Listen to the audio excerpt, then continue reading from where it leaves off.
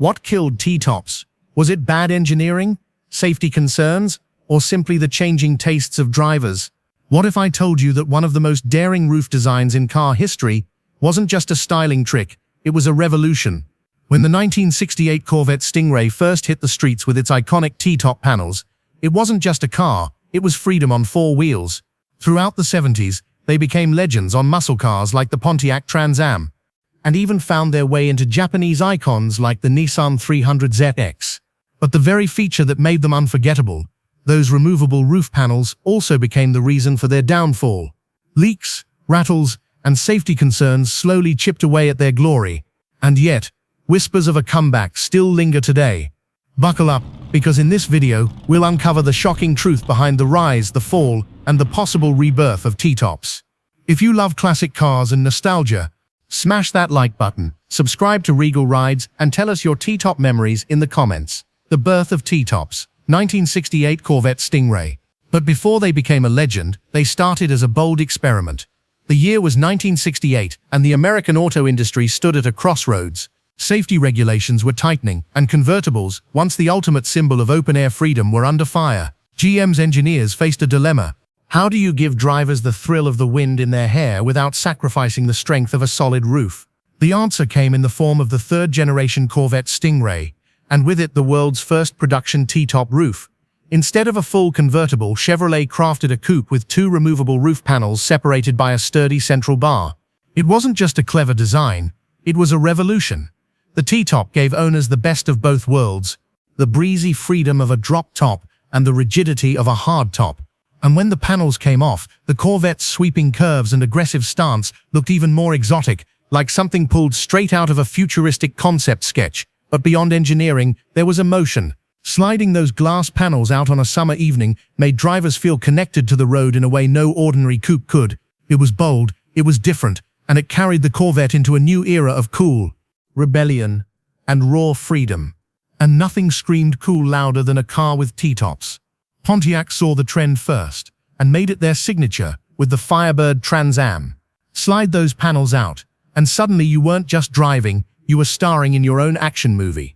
Chevrolet followed with the Camaro Z28, offering buyers the same dual personality, closed-roof muscle when you wanted structure, open-air thrill when you craved excitement.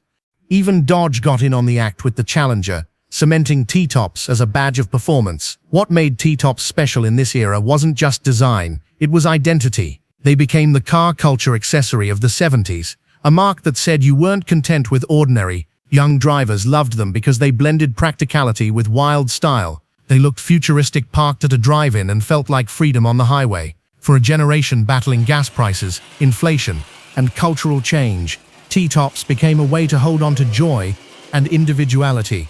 In these years, T-tops weren't just popular, they were untouchable, an essential part of the muscle car dream. T-tops go mainstream, luxury and everyday cool.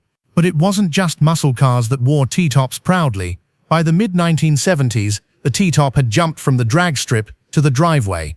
What started as a performance badge soon became a fashion statement, embraced by cars that weren't just about speed, but also about comfort and class.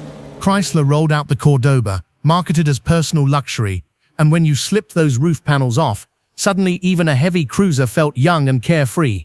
The Oldsmobile Cutlass Supreme, already one of America's best-selling cars, offered a T-top option that gave middle-class families a taste of muscle car glamour without sacrificing practicality. And then came the Chevrolet Monte Carlo, a car that blended style with substance, now made even more alluring with the option to feel the open sky. T-tops had officially gone mainstream. They weren't just the mark of a hot-blooded street racer anymore, they became a symbol of individuality, available to anyone who wanted their daily drive to feel a little more special. Dealers pitched them as convertible freedom without the hassle, and buyers loved it. Parking lots and suburban streets glimmered with the sight of those removable glass panels. They made even a routine commute feel like a mini escape. For a generation chasing luxury in the disco era, T-tops were the perfect accessory. Flashy, stylish, and undeniably cool. What had begun with the Corvette was now a nationwide trend, proving that T-tops weren't just for enthusiasts, they were for everyone. The pop culture era, movies and TV immortality. If Detroit made them famous, Hollywood made them unforgettable. By the late 70s and early 80s, T-tops weren't just car features, they were pop culture icons. When Burt Reynolds lit up the screen in Smokey and the Bandit, blasting across highways in his black and gold Pontiac Trans Am, the T-top roof wasn't just a styling cue, it was part of the character. Those removable panels symbolized the outlaw spirit of the movie, wild, rebellious, and untamed. Overnight, the Trans Am became the dream car of a generation, and the T-top became forever tied to cinematic cool. Television carried the torch into the 80s. Knight Rider's futuristic Pontiac Firebird, better known as Kiat T, showed the world that a T-top wasn't just stylish, it was heroic. Week after week, viewers tuned in not just to see David Hasselhoff, but to watch Kiat's sleek roof panels glimmer under the studio lights.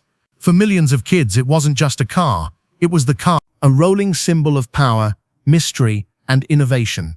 Suddenly, owning a T-top wasn't just about driving, it was about living out a fantasy. Pop culture made the T-top the ultimate badge of cool, a shortcut to feeling like a movie star or TV hero. Even decades later, collectors still talk about those scenes, remembering how Hollywood didn't just show cars, it made legends. And at the heart of those legends, gleaming in the spotlight, were the T-tops. Cracks in the glass, engineering problems. But under the glamour, trouble was brewing. For all their beauty, T-tops carried a dark secret, one that every owner eventually discovered. The removable roof panels looked sleek on the showroom floor, but out on real roads, they didn't always live up to the dream. Leaks were the first enemy. After a few years of use, rainwater found its way past the seals, dripping onto seats and dashboards. Then came the rattles. Small at first, but growing into constant reminders that the panels never quite fit as snugly as a welded roof. On hot summer days, headliners sagged, trim pieces warped, and squeaks echoed through the cabin. What had been marketed as freedom started to feel like a compromise. Enthusiasts who once loved popping the tops out on a sunny afternoon now carried towels in the trunk, bracing for storms. Some joked that owning a T-top meant you also owned a sponge. And while hardcore fans looked past the flaws, average buyers weren't so forgiving. The shine was starting to fade, and the complaints piled up in dealer service departments across the country. For Detroit, this wasn't just a nuisance, it was a warning. The reputation of T-tops was at risk, and in the car world, once trust is broken, it's nearly impossible to win back. The 70s had made T-tops legends, but by the early 80s, cracks both literal and figurative were showing in the dream. Safety backlash. The NHTSA versus T-tops. And then came the blow they couldn't escape. Government scrutiny. By the late 1970s, America's roads were changing. Rising accident rates had regulators sounding alarms, and the National Highway Traffic Safety Administration, NHTSA, set its sights on cars that didn't play by the safety rulebook. At the top of the list, T-tops. While they looked futuristic, engineers and regulators worried about what would happen in a rollover. A traditional roof offered a strong protective cage, but with large sections cut out for removable panels, T-tops left cars with weakened structures. Crash tests soon revealed the uncomfortable truth. In certain rollovers, T-top cars flexed, bent, or collapsed in ways solid-roofed coupes didn't. Regulators questioned whether this design could ever meet new federal standards. Automakers scrambled to reinforce frames with extra steel and cross-bracing, but that added weight, cost, and complexity, chipping away at the very advantages that had made T-tops appealing in the first place. The damage wasn't just technical, it was reputational. Buyers who once saw T-tops as fun and stylish began hearing words like unsafe and unstable attached to them. Insurance companies raised eyebrows too, making premiums higher for cars with removable roofs. The carefree image of cruising with panels off on a summer evening suddenly had a shadow hanging over it. For the first time since their birth, the future of T-tops looked uncertain. Not because of fashion, but because of fear. Global T-top icons. While other regions questioned them, as open roofs became symbols of freedom, automakers in America elevated the T-top into a cultural phenomenon. The Chevrolet Corvette C3 championed the format, turning T-tops into the ultimate expression of performance and sleek styling. Then came the Pontiac Firebird Trans Am. Immortalized by Smokey and the Bandit, its T-top roof made it the poster child of cruising cool. The Chevrolet Camaro soon followed, offering mechanics and muscle with the allure of removable roof panels. Even luxury got in on the fun. Models like the Oldsmobile Cutlass Supreme and Buick Regal Turbo T turned daily drives into stylish escapes. And for those who wanted something a bit different, The Dodge Daytona offered a rare yet compelling take on the T-top era. These cars weren't just designs, they were epoch-defining, capturing the spirit of open-sky freedom, the slow decline of the 1990s. But by the 90s, the writing was on the wall. The decade that promised sleek designs and cutting-edge technology also marked the beginning of the end for T-tops. By now, automakers faced a new set of challenges. Airbags were becoming mandatory, safety laws were stricter than ever, and crash tests demanded stronger, more rigid roofs. The once celebrated removable panels suddenly looked like engineering liabilities. Manufacturers had to reinforce chassis with heavy steel just to keep up with safety standards, making T-tops more expensive and less practical to build. At the same time, consumer tastes were shifting. The convertible, long thought to be fading, was making a comeback with sleeker designs and better safety engineering. Meanwhile, sunroofs and later panoramic glass roofs offered the same open-air feel without the hassle of removing and storing panels. Buyers wanted convenience, and T-tops, once the cutting edge, started to feel clumsy and outdated. For the first time since the Corvette Stingray debuted them in 1968, sales of T-top-equipped cars began to dry up. What had once been a mark of individuality was now viewed as a relic of the past, tied to disco-era muscle cars and 80s excess. Younger buyers no longer saw them as futuristic, they saw them as dated. By the mid-90s, the T-top had lost its place in the automotive mainstream, hanging on only in a few loyal models, its glory days fading fast. The last survivors. Only a few heroes kept the T-top flame alive. As the 1990s rolled on, most automakers quietly closed the chapter on T-tops, but a few defiant legends refused to let the design die. The Chevrolet Camaro and Pontiac Firebird proudly carried T-tops well into the decade, their sleek lines and removable panels keeping the spirit of the 70s alive for a new generation.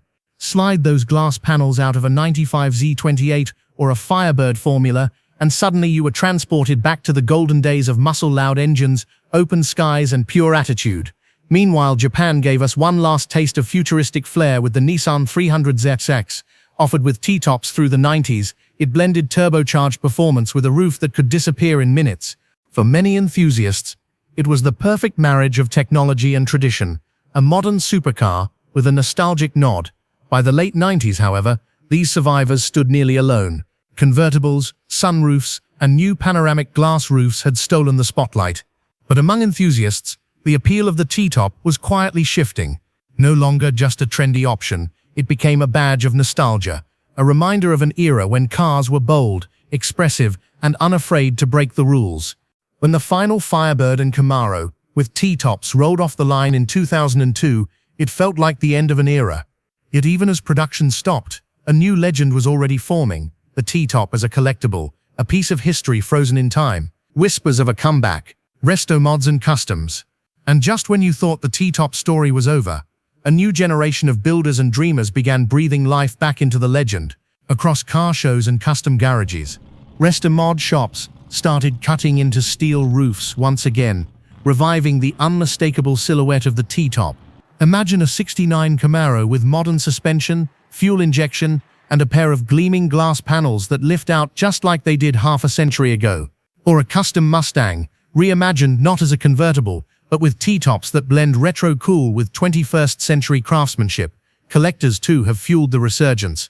Cars that once sat unloved in used car lots are now being restored with painstaking attention to detail. Aftermarket companies offer fresh seals, replacement panels, and even full conversion kits, proof that the passion never really died. For many, it's about more than a roof design. It's about preserving a feeling. That ritual of popping the panels off on a summer evening, the smell of gasoline and leather mixing with warm air, the soundtrack of V8 thunder rolling through open skies. And now, whispers are growing louder. Could nostalgia and custom culture push T-tops back into the spotlight? In an era where retro design is making a comeback from vinyl records to reborn muscle cars, T-tops may just find themselves riding a new wave of desire. Because for enthusiasts, they were never just glass panels. They were freedom, bottled in steel and sunshine.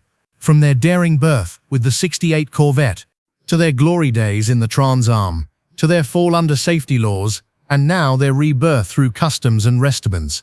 T-tops lived a wild, unpredictable journey. They weren't perfect, but they gave us something no sunroof or convertible ever could. The freedom of open skies with the strength of steel. Did you ever ride in one? Did you dream of owning one back in the day? Share your memories in the comments. I'd love to hear your stories.